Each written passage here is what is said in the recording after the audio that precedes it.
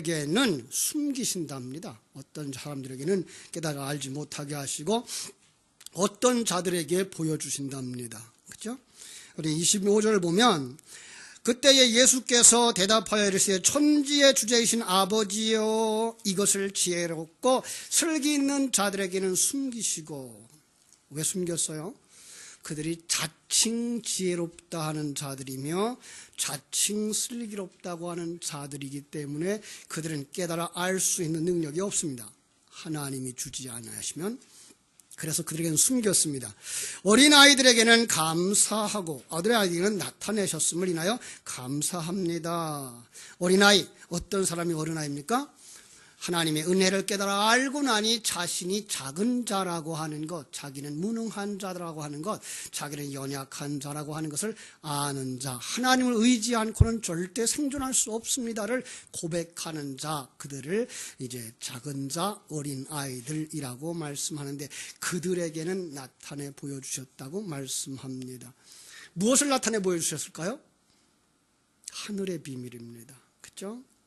자, 그래서 이 보여줌이 무엇인지를 그 다음에 설명하고 있는데 그것이 바로 하나님께서 부르신 내용들인 것을 알게 됩니다. 그렇습니다.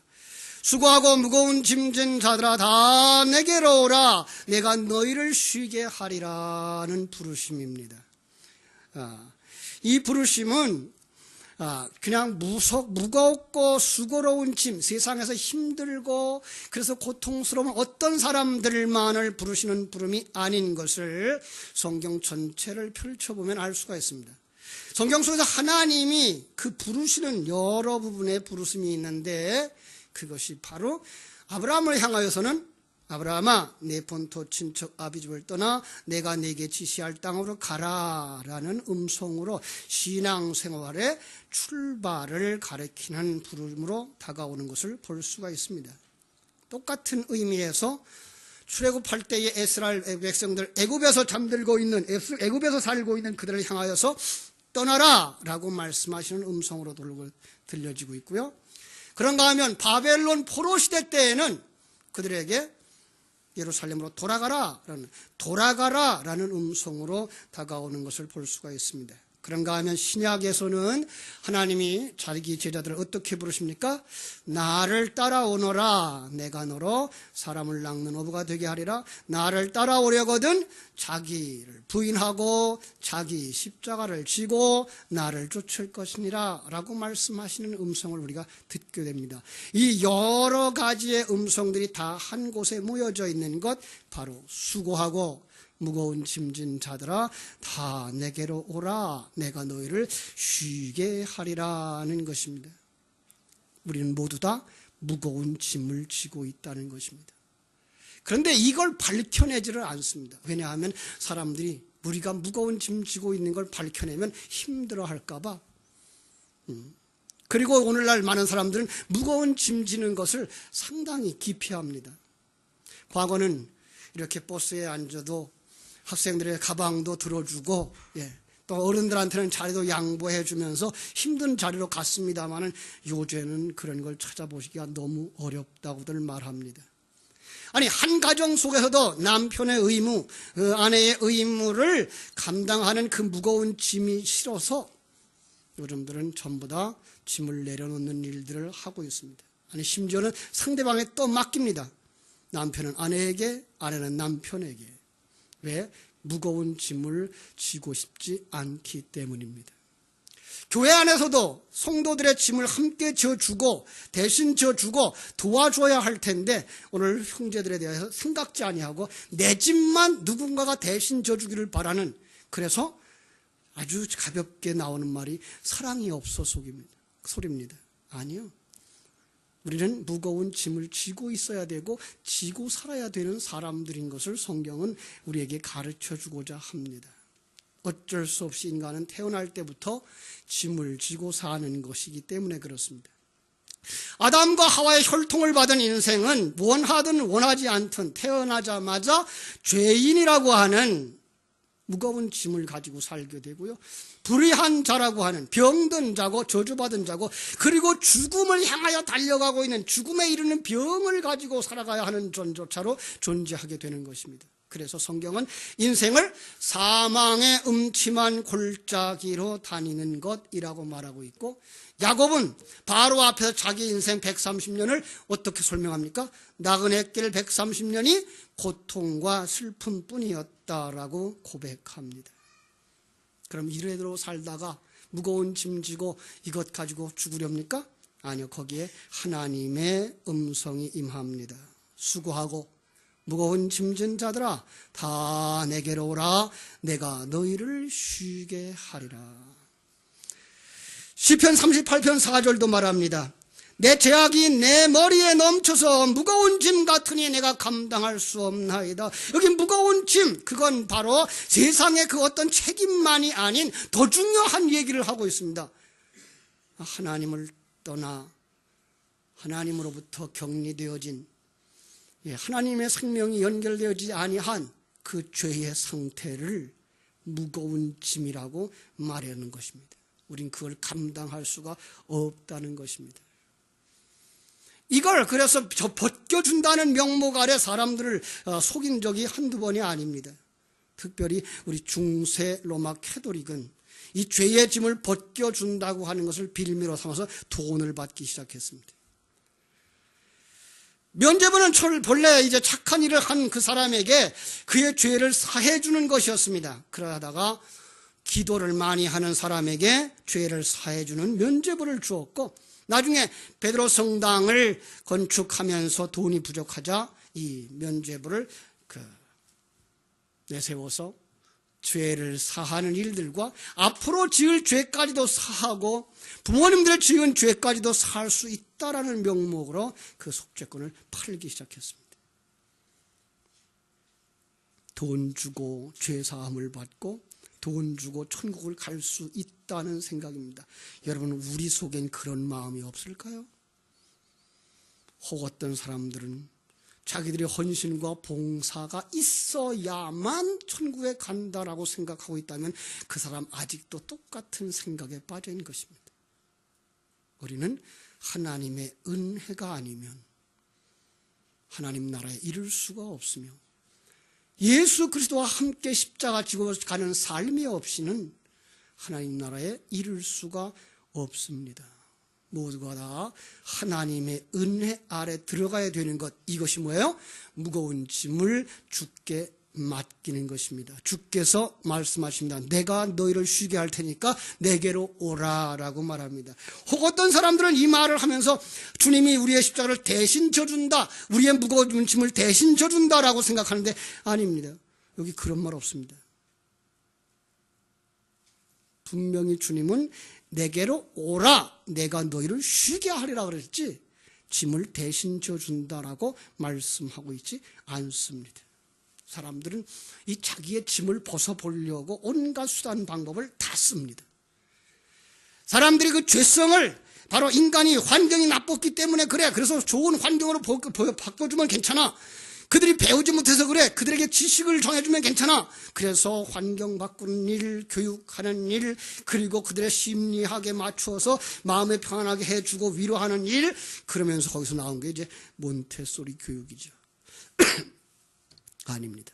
인본주의적인 생각입니다. 예수 그리스도 외에는 해결할 방법이 없습니다. 예수 그리스도로 자기 인생을 보지 못하면, 예수 그리스도로 자기의 인생을 보지 못하면, 예수 그리스도로 역사를 보지 못하면 그에게 있는 무거운 짐은 여전히 무거울 뿐입니다. 그냥 속고 있을 뿐입니다. 그런데 우리는 그것이 내게 어떤 일을 하고 있는 것인지 알게 되면 거기서부터 무거운 짐은 가볍게 바뀌어지게 되어 있다고 성경은 말하는 것입니다. 그렇습니다. 이 세상 종교 가지고, 세상 교육 가지고, 자기의 수많은 종교적 행위 가지고 해결이 안 되는 이것을 주님께서 죄라고 말씀하고 그거 내려놓기 위해서 내게로 오라라고 말씀하시는 음성을 들을 수 있게 되기를 주님의 이름으로 축원합니다. 창세기 3장에 보면 하나님께서 아담을 부르십니다. 그랬더니 아담은 하나님께 나와서 죄를 고백하고 사함받으려고 하는 게 아니라 자기의 죄를 다른 사람에게 전가시킵니다. 사람들은 죄를 밀어버리기를 좋아하는 것 같습니다. 그래서 야 아담아, 네가 왜 내가 먹지 말라 한 실과를 먹었느냐? 그러니까 하나님이 지어서 내게 주신 저 여자 먹으라고 그랬기 때문에 내가 먹었습니다. 하와에게 묻습니다. 하와는 뭐라고 대답합니까? 하나님이 창조한 저 뱀이 나를 꾸여서 내가 먹었습니다. 여러분, 하나님이 그들을 부르신 이유가 뭡니까? 하나님이 그들이 다시 부르는 것, 아니 그들이 죄 지은 것을 모르셨겠습니까? 그들을 죄 지었음을 알았습니다. 그럼에도 불구하고 그들을 부르시는 찾아오신 그 이유는 그들이 회개하기를 원하는 것이었습니다. 그런데 그들은 회개하지 않습니다. 오히려 나무 뒤로 숨습니다. 내가 벌거벗었으므로 부끄러워 나가지 못하겠다는 겁니다. 자존심이 생겼습니다. 이것을 바로 아담의 모습이라고 말하고, 아담의 모습일 뿐만 아니라 우리들의 모습이라고 말하고 있는 것입니다. 우린 죄를 지어놓고는 그 죄를 하나님 앞에 나와서 자백하기보다 자기의 것을 감추고 숨고 그리고 책임을 남에게 미루어 보기를 좋아합니다. 그래서 누구 때문이야? 라는 말들을 하기를 좋아합니다. 그런데 그 모습이 세상 모든 사람들이 거기에 묶여 있어서 그걸 세상적 사상, 사단적 사상 이렇게 말하고 그렇게 살아가는 그 삶의 모습을 애굽이라고 말하고 바벨론이라고 말하고 세상이라고 말하는 것입니다. 여러분, 그 속에서 사실요, 그 속에서 살고 있다면 그분이 바로 바로 왕입니다. 그 속에서 살고 있다면 그분이 바로 사울이고 그분이 바로 골리앗입니다. 우리 성도들은 너무나 순진한 사고를 그대로 가지고 있어서요, 하나님 떠난 자들은 이 세상에서도 천하게 비천하게 참으로 추하게 살아갈 거라고 생각합니다. 아닙니다. 하나님 떠난 자들인데 불구하고 이 땅에서는 그들의 정신에 의해서 그들이 다스리는 세상 속에서 아주 풍요롭게 살아가고 맙니다. 이게가 우리를 넘어지게 하는 이유 중에 하나입니다. 마치 야곱과 대조를 이루고 있는 에서의 삶을 살아가는 거다. 마치 광야길을 걷고 있는 이스라엘과 대조를 이룬 애굽의 풍요로운 삶을 살고 있습니다. 시편 73편은 그 모습을 보고서 뭐 할 뻔했다? 미끄러질 뻔했다, 넘어질 뻔했다라고 말하는 것을 보게 됩니다. 왜요? 아직 신령한 눈이 열려지지 않아서 하나님이 예비하신 영원한 세계, 하나님이 예비하신 하나님과 하나 된 삶의 모습으로 우리를 보지 못하고 있기 때문에 세상 속에서 조금 더 잘 살고 부유하고 형통한 자들의 모습을 보면 참으로 우리는 그들만도 못한 존재인가라는 생각을 하게 됩니다. 그런데 주님은 그들을 보고 어떻게 평가하실까요? 애굽에 있는 내 백성들의 고통을 보았다 그럽니다. 애굽에 들어가서 430년 동안 거기에서는 그들은 잘 살았습니다. 나라를 구한 구국공신 요셉의 족속이기 때문에 그들은 아주 대접을 잘했습니다. 그리고 그들이 사는 삶의 터전은 세겜이라 농사하면 얼마든지 좋은 곡식을 많이 거두는 지역이었습니다. 또 양을 치는 자들이라 풍요로운 그 풀밭 때문에 아주 양을 많이 갖고 부유했습니다. 그런데 하나님의 평가는 뭐라고요? 세상에 빠져서 고통당한다, 세상에 사로잡혔다, 세상 주관자 사단의 수하가 되었다, 그들이 돼지우리깔에 살고 있다라고 말씀하고 있는 것입니다. 이게 연결되십니까? 잘 살고 있습니다. 높은 빌딩 가지고 살고 있습니다. 좋은 차를 수없이 많이 가지고 살고 있습니다. 그런데 주님께서는 그들을 고통을 보았다, 부르짖음을 들었다, 내가 그들의 근심을 안다라고 말씀하십니다. 그것이 바로 애굽 생활이며 그것이 바로 수고하고 무거운 짐진 자들의 삶이라고 말씀하는 것입니다. 성경 속의 표현과 우리가 생각하고 있는 현실적인 상황은 아주 다른 것을 볼 수 있는 신령한 눈 열려지기를 주님의 이름으로 축원합니다. 수고하고 무거운 짐진 자들아 다 내게로 오라 라고 할 때에 음성을 들을 때 그들은 어떤 환경 속에 있어야 될 것 같습니까? 굉장히 가난하고 굉장히 병들어서 고통당하고 그러니까 세상 일로 말미암아 힘들어하는 그들일 것 같습니다만은 아니요, 지금 말한 것처럼 그들은 경제적 부유함을 가져가며 그리고 율법적 체계를 가지고 그 율법을 지키면서 바리새인들처럼 아주 떳떳하게 종교 생활하고 있는데 하나님은 그들을 향해서 저들이 수고로운 짐을 진 자들이며 무거운 짐 진 자들이니 저들을 청하여 불러오라고 말씀하시는 것입니다. 그들은 세상에서 평안하게 살 수도 있습니다. 그런데 하나님은 우리의 눈을 열어 보게 하십니다. 그들이 사단에게 묶여 있는 것이며 세상에 먹혀 있는 것이며 그 사단의 수하에서 살고 있는 것이라고. 그래서 거지처럼 양식을 구하러 올라온 야곱이 바로 왕 앞에서 어떻게 합니까? 바로 왕을 축복합니다. 거지가 왕을 축복하는 상황. 아니, 이리 끌려가고 저리 끌려가고 옥에 갇혔던 사도 바울이 아그리빠 왕 앞에서 뭐라고 말하는가 하면 오늘 내 말을 듣는 모든 사람이 이렇게 결박된 것 외에는 나와 같이 되기를 원합니다라고 선포할 수 있었던 것입니다. 여러분에게 이런 당당함이 있게 되기를 주님의 이름으로 축원합니다. 그러려면 여러분 속에 정말로 눈이 열려져야 되고 귀가 열려져야 되고 하나님의 나라와 의를 구함으로 풍성한 영적 삶을 가지고 있을 때 이렇게 당당해지게 될 줄로 믿습니다. 목마른 자들아 다 오라, 물러나오라, 돈 없는 자도 오라, 너희는 와서 사되 값없이 와서 포도주와 젖을 사라 라고 말씀하십니다. 그렇습니다. 그들은 지금 뭐가 없습니까? 포도주가 없습니다. 그들은 지금 뭐가 없습니까? 젖이 없습니다. 예수 역사에 보혈이 없고 생명과 진리의 양식이 없습니다. 그들이 가련한 자고 그들이 불쌍한 자고 그들이 수고하는 자고 그들이 무거운 짐진 자라고 하는 사실입니다. 하나님과 하나 되어 참 행복을 누리며 살아야 될 인간이 이 땅에 태어나는 순간 사단에게 사로잡혀 삼킨 바 되어버린 것입니다.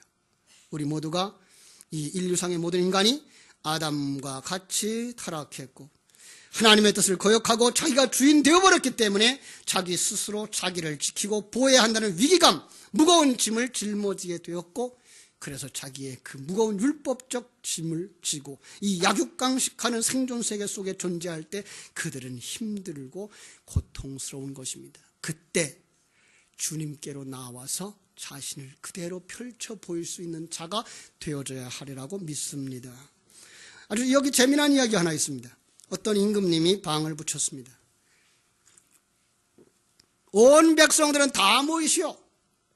임금님이 그 앞에 나타났습니다. 예쁜 화분에다가 꽃을 예쁘게 피워 들고 나와서 온 백성들에게 꽃씨를 하나씩 나눠줍니다. 그리고는 누가 가장 예쁘게 꽃을 피워오는지 그 사람에게 이 나라의 국고를 맡을 큰 직책을 주겠다고 약속했습니다. 사람들은 씨를 받아 자기 집에 가서 예쁜 화분을 만들고 거기에 좋은 거름을 주고 씨를 심었습니다. 한 달이 지나고 두 달이 지나고 임금님 백성들에게 화분을 가지고 오라고 궁 안으로 들어오라고 초청합니다. 저마다 예쁜 화분, 예쁜 꽃들을 가지고 왕궁으로 들어왔습니다.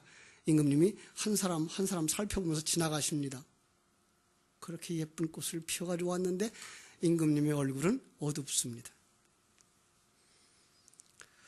모두 다 득이양양하게 자기가 높은 자기를 수여받을 것을 기대하는데 그런데 한 청년이 죽을 상이 되어 임금이 앞에 오자 무릎을 꿇고 오돌오돌 떨고 있습니다. 임금님 죄송합니다. 저는 정성껏 물을 주고 관리하려고 했는데 그만 싹이 나지를 않았습니다. 엉엉 울어버렸습니다. 그러자 임금님은 그의 어깨를 잡아 일으키면서 정직한 청년이요,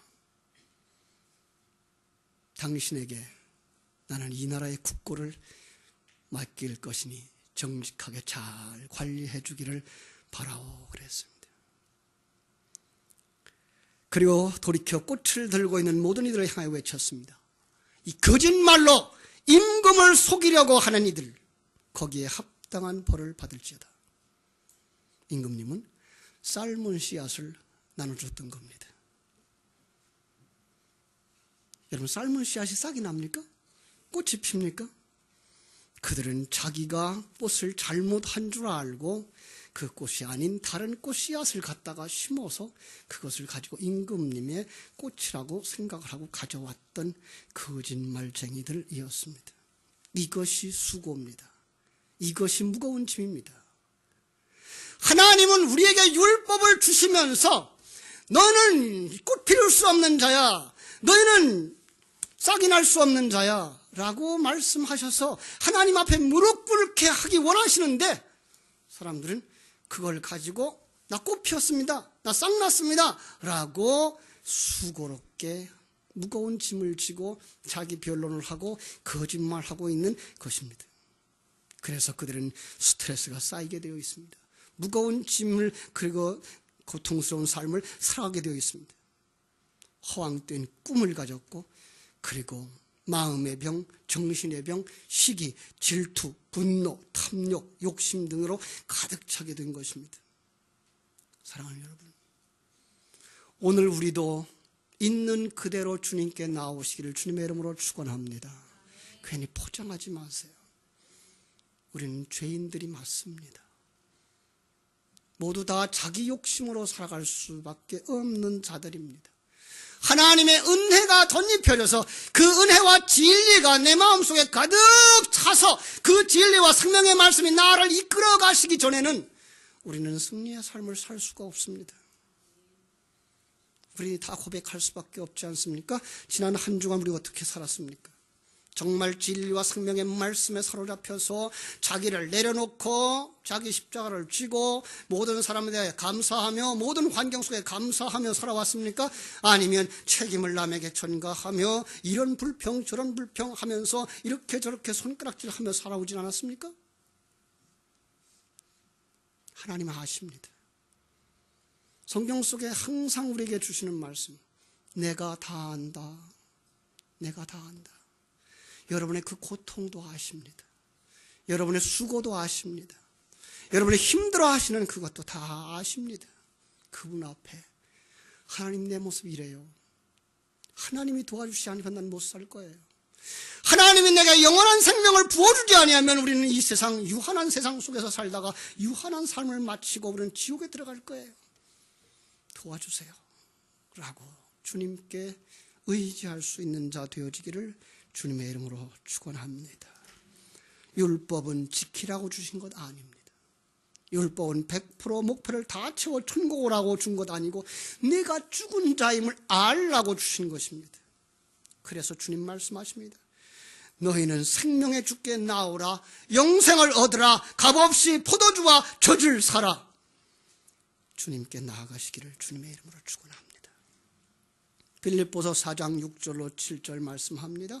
아무것도 염려하지 말고 다만 모든 일에 기도와 간구로 너의 구할 것을 감사함으로 하나님께 아뢰라. 그리하면 모든 지각에 뛰어난 하나님의 평강이 그리스도 예수 안에서 너의 마음과 생각을 지키시리라.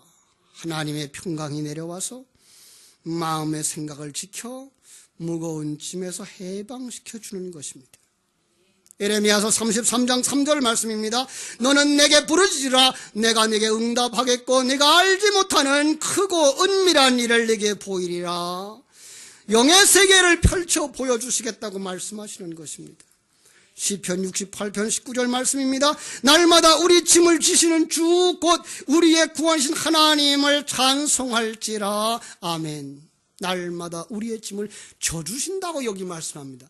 아, 목사님 설교 틀렸네요.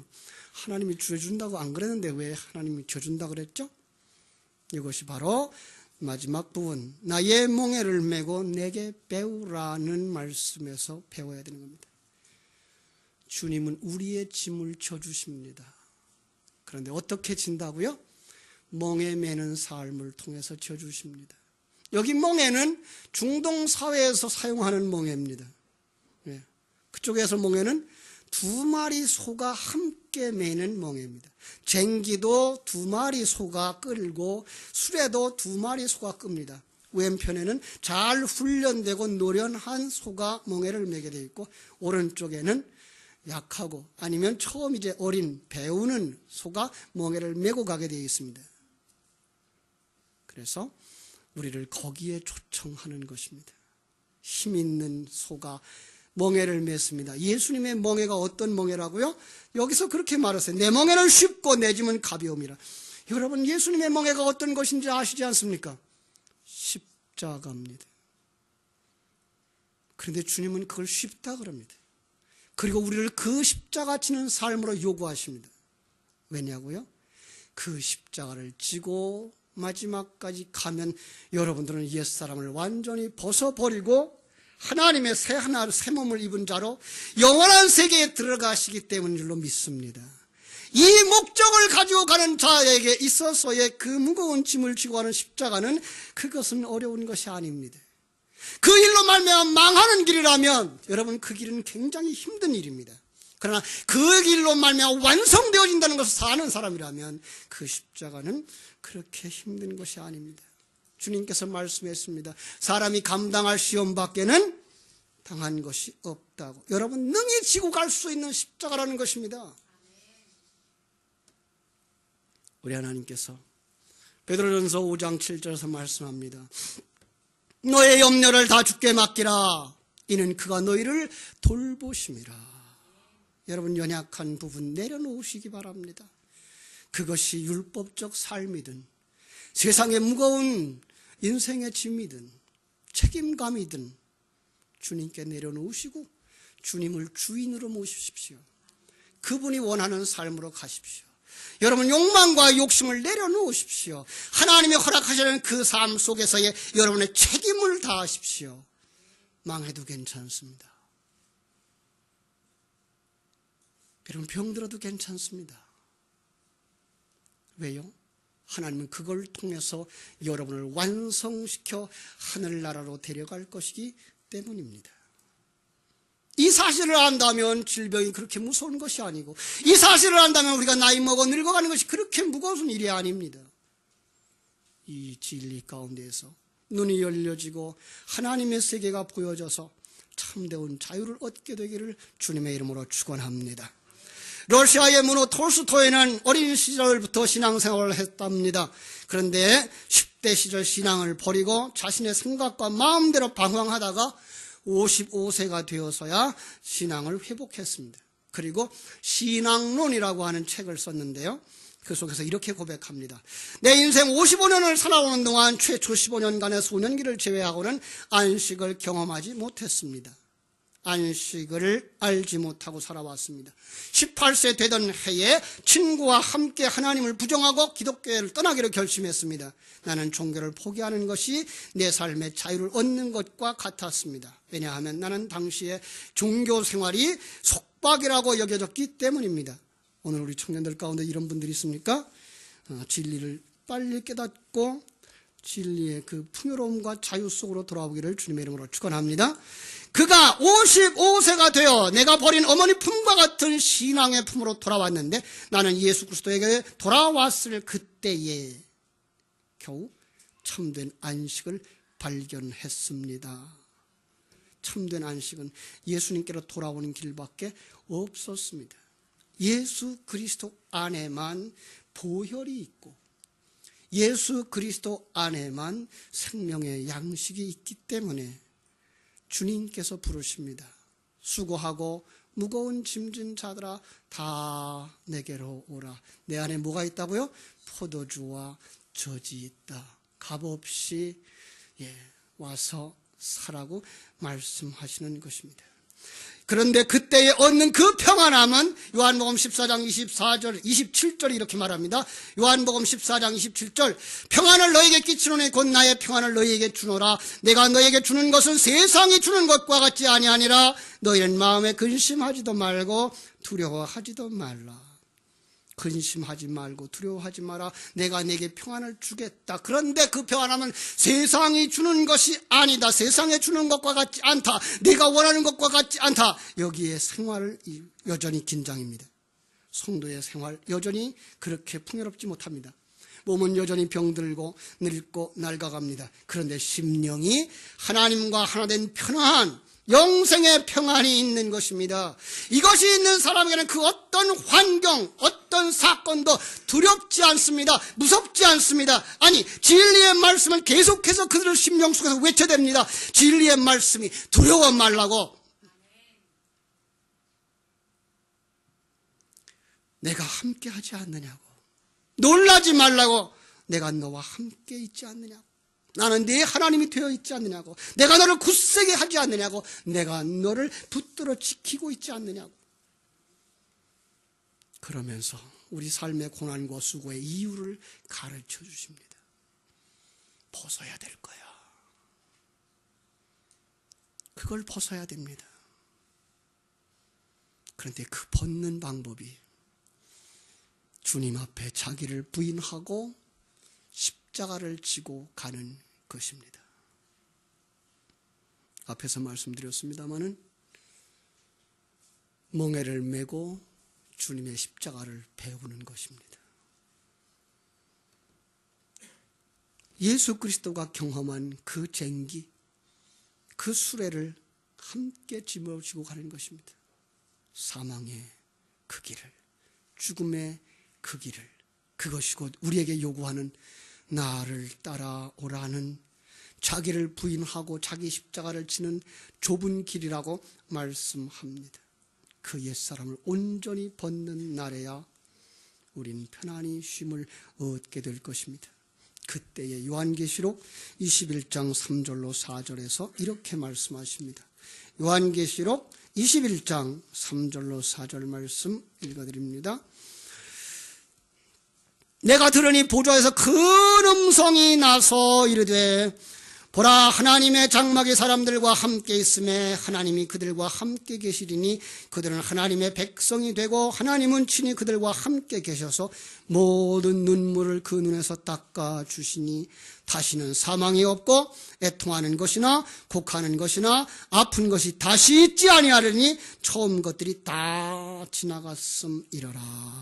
아멘. 그때에 우리의 눈에 다시는 눈물이 있을 일이 없답니다. 거기에는 사망이 있을 일이 없답니다. 애통하는 일이나 곡하는 일이 다시 있지 않을 것이라고 말씀합니다. 왜냐하면 이 세상의 것을 완전히 벗어버리고 우리는 하나님이 속해 있는 영의 영역으로 다 들어갈 것이기 때문입니다. 아직도 주님 품에 안기지 못하신 분들이 있습니까? 주님의 은혜 속으로 들어오십시오.